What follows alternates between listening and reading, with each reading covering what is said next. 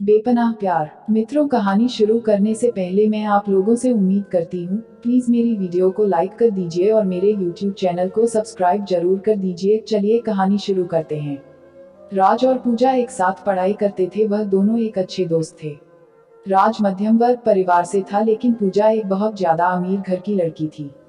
दोनों साथ में पढ़ाई करते थे और साथ में कॉलेज पढ़ने के लिए जाया करते थे। दोनों के घर एक ही गांव में थे, इसी कारण थे दोनों कॉलेज के बाहर भी खेलने के लिए जाया करते थे। ऐसे में राज और पूजा दोनों में काफी ज्यादा गहरी दोस्ती हो गई थी। दोनों में काफी ज्यादा मित्रता होने के कारण दोनों एक अच्छे दोस्त बन गई थी। लेकिन दोनों में आपसी में कभी प्यार की बातें नहीं हुआ करती थी, मतलब कि कभी दोनों एक दूसरे को ज़ाहिर नहीं किया था कि वह एक दूसरे को प्यार करते हैं। धीरे धीरे इनकी दोस्ती और गहरी बनती गई और इन दोनों को दोनों के साथ रहने की आदत हो चुकी थी और दोनों कभी भी अलग नहीं रह सकते थे। धीरे धीरे राज को पूजा से बेइंतहा प्यार हो गया था, लेकिन पूजा को इस बारे में नहीं पता दे। पूजा हमेशा चाहते थे कि वह एक अमेरिका तथा विदेश में रहने वाले लड़के से शादी करेगा जो बहुत ज्यादा अमीर होगा। लेकिन राज एक मध्यम वर्ग परिवार से था, इसी कारण से पूजा की ध्यान राज पर नहीं गया। पूजा हमेशा से ही चाहते थे कि हमें अमेरिका में रहने वाले लड़के जो बहुत ज्यादा कमाते हैं, मैं उन्हीं से शादी करूंगी और उनके साथ पूरी जिंदगी भर खुश रहूंगी। धीरे धीरे समय बीतता गया। पूजा की शादी की उम्र हो चुकी थी। उनके माता पिताजी हम लड़के ढूंढने की तैयारी कर रहे थे। जैसे ही एक दिन पूजा राज्य कहता है कि मेरे पिताजी तथा माताजी मेरे लिए लड़का ढूंढने का प्रयास कर रहा है, तो उसके बाद हर राज के पैरों तले जमीन निकल गई, क्योंकि राज भी पूजा से बेइंतहा प्यार करता था। लेकिन राज पूजा के मन के बात को जानता था चित्र से कि हुआ क्या चाहती है, और पूजा तो हमेशा से ही अमीर लड़के से शादी करने के लिए चाह रहे थे। ऐसे में अगर राज अभी तो पूजा से शादी नहीं हो सकती थी, इस कारण से हुआ चुप ही रहा और जो हो रहा है उसे होने दिया। धीरे धीरे जैसे ही उनके माता पिता जी ही लड़का ढूंढने का प्रयास करने लगा था, वैसे ही एक अमेरिका से लड़का आया था शादी करने के लिए, जिसका नाम पीयूष था। बहुत ज्यादा अमीर घर का लड़का था। वह अमेरिका में जॉब करता था और उसकी महीने की कमाई तकरीबन $500 प्रति घंटा थी। जैसे जैसे शादी के बाद भी चलता गया, वैसे वैसे राज की जिंदगी खराब होने लगी थी। वह अपने आप में किसी भी चीज पर ध्यान नहीं देता था, साथ ही पढ़ाई लिखाई पर भी ध्यान नहीं दिया करता था। राज को पूजा के जाने का गम सताने लगा और वह चाह कर भी इस बात को नहीं बोल सकता था कि राज पूजा से शादी करेगा, क्योंकि राज के पास से अपनी हैसियत नहीं थी, जितनी हैसियत के लड़के के बारे में पूछा आपसे सोचा करते थे और रात को भी बताया करते थे युवा कितनी हमें लड़के से शादी करेंगे। धीरे बात फाइनल होने लगी थी शादी की। पूजा और राज के बारे में काफी लोगों की बहुत ज्यादा पता था कि यह दोनों हमेशा साथ में रहते, हो सकता है दोनों की शादी एक साथ हो। उसके बाद एक दिन पूजा राज कहती है कि मेरी तो शादी होने वाली है, क्या तुम अपनी शादी नहीं करोगे? पूजा कहता है कि मेरा अभी शादी करने का मन नहीं है, पहले तुम कर लो, उसके बाद मेरा मन होगा तो मैं बाद में शादी कर लूंगा। वह दिन दूर नहीं था जब पूजा की शादी नजदीक आ रही थी। जैसे जैसे पूजा की शादी नहीं दिखा रही थी, वैसे वैसे राज का जीना मुश्किल होने लगा था। वह अपनी के बारे में किसी से कुछ नहीं कहता था और लोगों को भी यह पता नहीं, कुछ भी नहीं चल रहा था कि राज पूजा से प्यार करता है। जैसे जैसे पूजा की शादी नजदीक आ रही थी, वैसे वैसे राज की जिंदगी में बेचा ही नहीं हो बेदर्द जिंदगी शुरू होने वाली है हो रही थी। जैसा कि आप सभी लोग रुलाने वाली लव स्टोरी को बहुत ज्यादा पसंद करते हैं, ठीक है, इस कहानी में भी है। इस कहानी में राज जब एक दिन दिखता है कि पूजा के घर में बहुत सारे आदमी आए होंगे और उसके घर में पीयूष, जिससे पूजा की शादी होने वाली थी, वह भी आया हुआ था। जितना देखते हैं राज सब कुछ समझ गया कि पूजा की शादी फिक्स होने वाली है और राज मन ही मन अपनी औकात पर पछतावा कर रहा था कि अगर मेरे भी औकात होती है ज्यादा पैसों की, ज्यादा अमेरिकी, तुम्हें भी पूजा जैसा नहीं कर सकता था। जैसे ही पूजा की शादी फिक्स हो गई थी, उस दिन रात में राज रात भर नहीं सोया था। वह रात भर अपने बिस्तर में रो रो कर अपने प्यार को याद कर रहा था। राज सोच रहा था कि मैंने प्यार में किया तो ऐसा प्यार किया कि नहीं उसे बता सकता हूँ और ना ही उससे शादी कर सकता हूँ। इसके बाद राज फिर सुबह उठकर है और पूजा के घर चला जाता है, क्योंकि पूजा में उसके घर आई थी राज को बुलाने के लिए। दोनों की शादी में महज कुछ ही दिन बाकी थे। पूजा अपनी शादी को लेकर बहुत ज्यादा खुशी में थी। इधर आज अपनी जिंदगी को लेकर लेने सपने दादा रात भर रोया करता था अपनी सैड लव स्टोरी को लेकर। दोस्तों, हमेशा से ही प्रेमी प्रेमिका के बीच में यही सब होता आया है। जब भी कोई किसी से सच्चा प्यार करता है, वह उसे बहुत ही मुश्किल से मिलता है और सच्चा प्यार की कहानी बहुत जल्दी अंत हो जाती है। अब तो पूजा की शादी होने ही वाली थी। राजेश की तैयारियों में बिजी था। पूजा राज को अपने साथ कभी मार्केट लेकर जाती है तो कभी कपड़े खरीदने के लिए कभी दर्जी के यहाँ। राज बेचारा पूजा की शादी को लेकर बहुत ज्यादा तैयारियां कर रहा था। साथ ही है राज को मन ही मन बहुत ज्यादा उदास भी रह रहा था कि उसकी जिंदगी में से पूजा जाने वाली है। लेकिन फिर भी वह किसी से कुछ भी नहीं कह रहा था और अपना काम सही और सही समय पर कर रहा था। अब तो वह दिन भी आ गया जो पूजा के सगाई हो रही थी। फिर भी उसके एक ही दिन बाद पूजा की शादी थी। सभी मेहमान लोग आ चुके थे। राज मेहमान की खातिरदारी कर रहा था तथा अब तो बाराती भी आने वाले थे पूजा की, और वह बाराते की खातिरदारी अथवा सम्मान करने के लिए तत्पर खड़े थे। आपको बता देगी, दिल में इतनी ज्यादा दर्द होने की वजह से अपनी प्यार की कहानी किसी को बताए बिना एक बार चुपचाप सब कुछ जान कह रहा था। अब तो पूजा की शादी हो गई थी। पीयूष बस के साथ घूमने फिरने के लिए तथा हनीमून मनाने के लिए कहीं दूर जाने वाला था। राज मन ही मन उदास हो रहा था। उन्होंने पूजा को लेकर खो गई चिंता ही छोड़ देते, क्योंकि अब तो पूजा की शादी भी हो गई थी। अब तो कुछ नहीं होने वाला था। पीयूष और पूजा दोनों साथ में घूमने के लिए चले जाते हैं। दोनों साथ में जब घूमने जाते हैं, एक मॉल में शॉपिंग करने के लिए जाती है पूजा और पीयूष दोनों।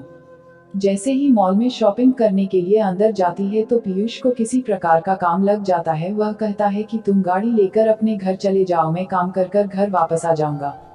जैसे ही गाड़ी लेकर पूजा घर आ रही थी तो गाड़ी में ही फिर उसका मोबाइल छोड़ गया था। उसके मोबाइल में एक लड़की का फोन आ रहा था जिसका फोटो भी उसके कॉलर आईडी पर लगा हुआ था। वह लड़की तो नहीं ज्यादा सेक्सी थी, नग्न अवस्था में फोटो लगा हुआ था। यह देखकर पूजा को गुस्सा आ गया और उन्होंने सोचा कि यह कौन लड़की है जो मेरे पति को फोन करती है। पूजा गुस्सा से फोन उठाती है। वैसे ही फोन उठता है, उधर से आवाज आती है, जानू तुम कहाँ हो? लग रहा है मुझे छोड़कर कहीं चले गए हो या तुम्हें कोई दूसरी मिल गई है। अब तो तुम मुझे फोन भी नहीं करते हो। यह देखकर पूजा को बहुत ज्यादा गुस्सा आ जाता है। हुआ फोन काट देता है। जैसे ही पूजा फोन करती है वह बहुत ज्यादा गुस्से में होती है। वह गाड़ी इधर उधर और बहुत ही स्पीड चलाने लगती है। गाड़ी स्पीड चलाने के क्रम में उसके सामने एक बहुत बड़ी गाड़ी आती है और पूजा गाड़ी को कंट्रोल नहीं कर पाती है और उस गाड़ी में जाकर टक्कर मार देती है। पूजा जैसे ही गाड़ी को टक्कर मार दी है वह बेहोश हो जाती है। अब तो पूजा की बहुत ज्यादा हालत खराब हो गई थी। उसके दिमाग से बहुत ज्यादा खून निकल रहा था, मतलब उसके सर में चोट लगी थी। जैसे ही ऐसी जानकारी पूजा के घर वाले तथा राज को मिलती है, वह तुरंत ही दौड़े दौड़े शहर जाकर अपनी पूजा को लाकर हॉस्पिटल लेकर आता है। हॉस्पिटल ले जाने के क्रम में पूजा की हालत बहुत ज्यादा खराब हो जाती है, जिस कारण से उसे बहुत ज्यादा मात्रा में उसके सर से खून भी निकल रहा था। यह देखकर राज को बहुत ज्यादा फिक्र होने लगी थी, लेकिन फिर भी वह पूजा को संभालकर हॉस्पिटल लेकर गया।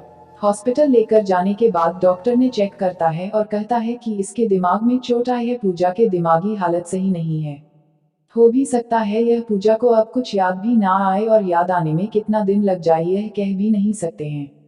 उस समय तक अब तो पीयूष हॉस्पिटल आ चुका था। डॉक्टर की यह बातें सुनकर पीयूष कहता है कि अगर इसे याददाश्त नहीं आएगी तो मैं इससे नहीं रखूंगा।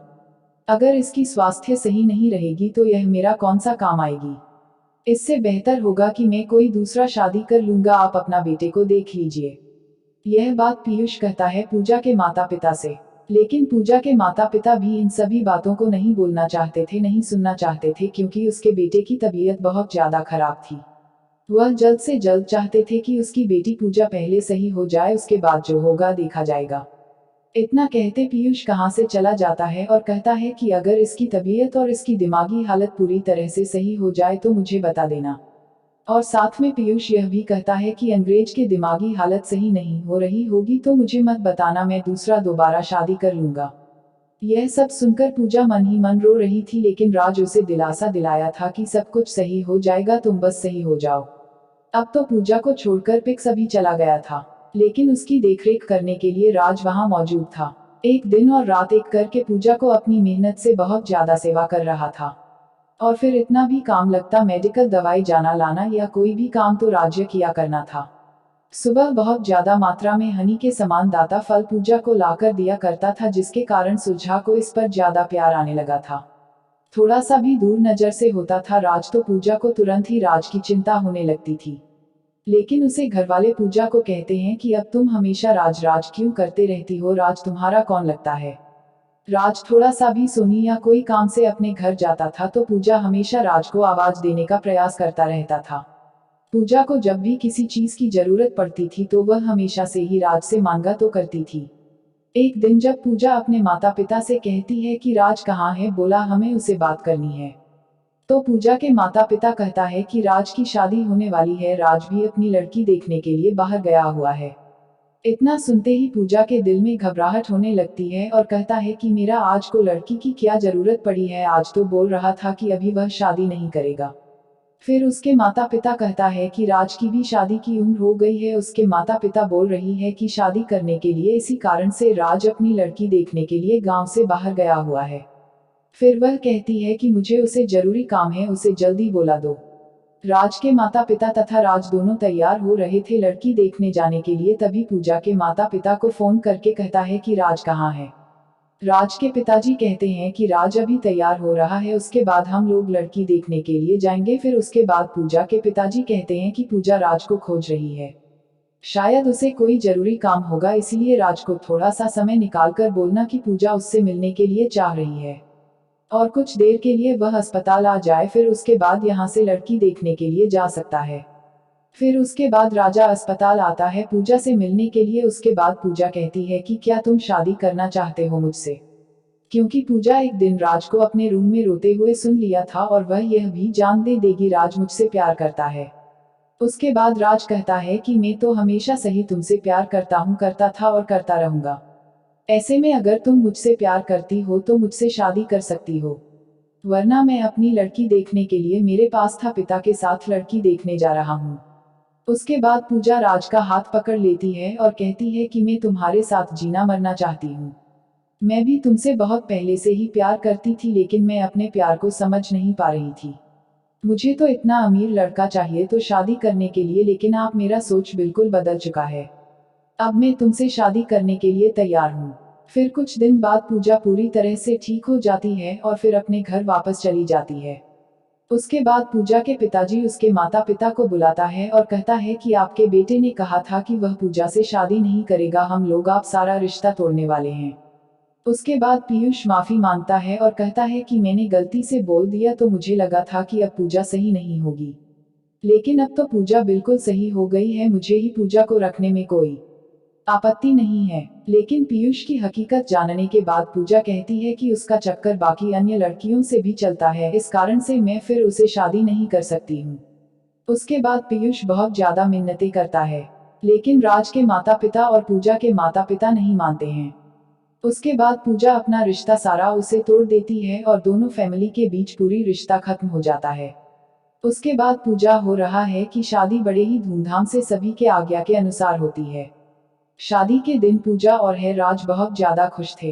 पूजा को क्या मालूम चल गया था कि पैसा कुछ भी नहीं होता है अगर जिंदगी में प्यार नहीं है तो, क्योंकि पैसा तो कमाया जा सकता है, लेकिन एक अच्छा इंसान जो प्यार करने वाला होता है वह कभी नहीं मिल सकता है। पूजा को यह अच्छी तरह से मालूम हो गया था कि जिसके पास ज्यादा पैसा रहता है वह ज्यादा ही लड़कियों के चक्कर में रहता है, और जो बाहर देश में रहता है वह तो बहुत ज्यादा लड़कियों के चक्कर में रहता है। इसी कारण से वह अपने पड़ोस में रहने वाले राज से शादी करने का फैसला किया था। अब तो शादी करके दोनों अपनी अपनी जिंदगी बहुत अच्छा था, बहुत मस्ती के साथ गुजर रही थी। इससे हमें क्या शिक्षा मिलती है? इससे हमें यह शिक्षा मिलती है कि हमें अपनी पसंद के लड़के भी कभी भी अमीरी गरीबी का फासला नहीं ढूंढना चाहिए, बल्कि अपने जीवन साथी में जो हमें जिंदगी भर प्यार कर सके ऐसा जीवन साथी ढूंढना चाहिए। क्योंकि आजकल की लड़कियां सिर्फ पैसों वाले लड़कों पर मरती है, इसी कारण से मैं सभी को कहना चाहता हूँ कि जिंदगी में पैसा ही सब कुछ नहीं होता है, प्यार करने वाला ही अच्छा सा लगता है, जीवन में स्वर्ग ला सकता है। मित्रों, हमारी कहानी अच्छी लगी तो वीडियो को लाइक कर दीजिए और जाते जाते हैं यूट्यूब चैनल को सब्सक्राइब जरूर करके जाए। जय हिंद, जय भारत।